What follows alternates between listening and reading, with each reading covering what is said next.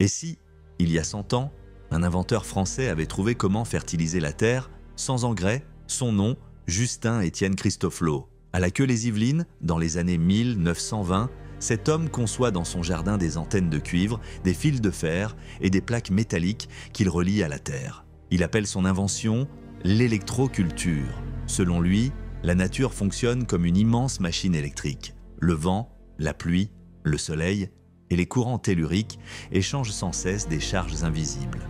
Ces appareils, qu'il nomme capteurs électromagnétiques terrocélestes, visent à capter cette énergie de l'air et du sol, puis à la restituer aux plantes. Très vite, ces résultats intriguent. Des céréales dépassant 2 mètres de haut, des choux de plus de 3,50 m de circonférence, des poireaux épais comme des bras, et des pommes de terre géantes cultivées sans le moindre engrais chimique. Les journaux s'en font l'écho. En 1922, le petit journal titre « Cultivateurs, électrifiez vos plaines. Vous n'avez plus besoin d'engrais ». L'année suivante, L'Œuvre publie un reportage enthousiaste décrivant son jardin comme un laboratoire enchanté. Puis en 1928, L'Intransigeant, Le Petit Parisien et d'autres encore publient des photographies de ses récoltes extraordinaires. Des huissiers viennent même constater les résultats à Montfort-l'Amaury. Les rendements sont multipliés par 3 et les récoltes arrivent 3 semaines plus tôt. Christofleau devient un pionnier de la science agricole. Il reçoit la médaille d'or de la Société d'encouragement à l'industrie nationale et le titre de chevalier du mérite agricole. Son nom circule dans les milieux scientifiques et industriels. Et bientôt, l'étranger s'y intéresse. En 1925, L'Intransigeant publie un article stupéfiant. Le Reich offre 10 millions à M. Christofleau pour son brevet d'électroculture. L'Allemagne souhaite créer une chaire d'électroculture à l'Institut agricole de Berlin. 100 usines se disent prêtes à produire ces appareils. La Belgique, la Suisse, les États-Unis lui écrivent. Mais Christofleau refuse.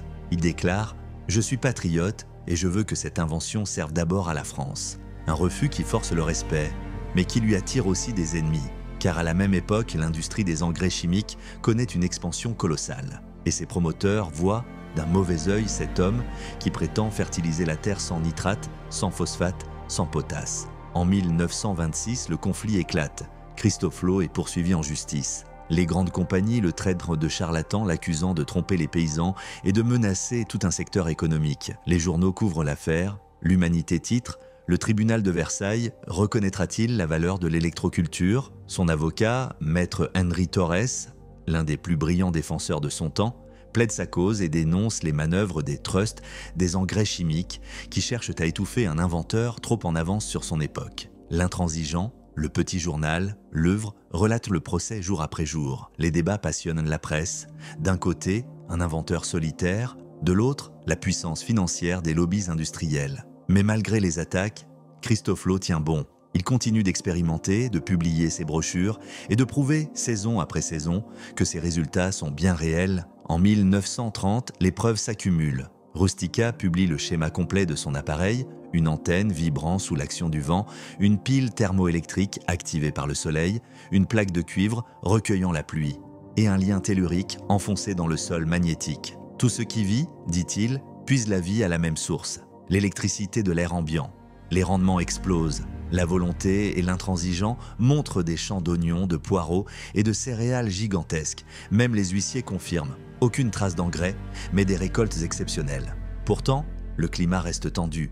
Les savants officiels demeurent prudents et les financiers n'ont aucun intérêt à voir triompher un procédé qui rendrait les engrais inutiles. Mais Christofleau ne se laisse pas abattre. Il poursuit ses travaux dans son modeste jardin des Yvelines. En 1935, le magazine Voilà lui consacre un grand reportage en couleur, signé Roger de la Forest et le surnomme « l'homme qui dort dans un champ magnétique ». Le journaliste découvre un vieil homme serein, vivant, entouré de ses antennes, de ses choux géants et de ses plaques de cuivre. Il médite, il observe, il note tout. Son regard est vif, sa parole claire. On y lit cette phrase qu'il aimait répéter. En découvrant les secrets de la nature, la science rapproche l'homme de Dieu. Christofleau meurt dans la discrétion au début des années 1940. Ses appareils tombent, peu à peu dans l'oubli, effacés par la montée des engrais chimiques, puis par la guerre. Mais un siècle plus tard, ses idées renaissent. Des agriculteurs, des chercheurs, des passionnés redécouvrent son œuvre, ils reprennent ses expériences, ses schémas et ses intuitions sur le lien entre magnétisme, électricité et fertilité du sol. Ce qu'il avait compris avant tout le monde, c'est que la Terre est vivante, que la croissance des plantes dépend aussi des forces invisibles, les courants telluriques, les ondes atmosphériques, la lumière du ciel. Un jour viendra, écrivait-il, où nos champs seront nourris par la lumière et les forces de la nature. Et peut-être bien que ce jour est revenu.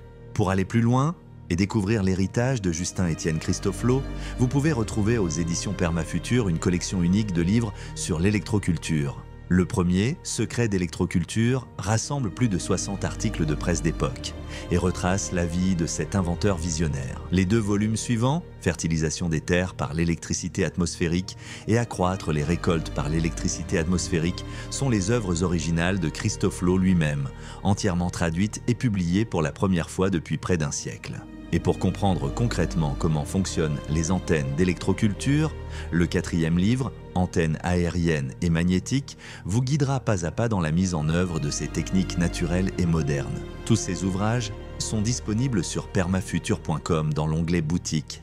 Votre soutien nous aide à faire revivre les grands pionniers de l'agriculture du futur. Merci à tous d'avoir suivi cette vidéo. Si elle vous a plu, partagez-la, abonnez-vous et laissez un commentaire pour faire connaître cette histoire oubliée de notre patrimoine agricole. Et à très bientôt pour une nouvelle exploration des forces invisibles de la nature.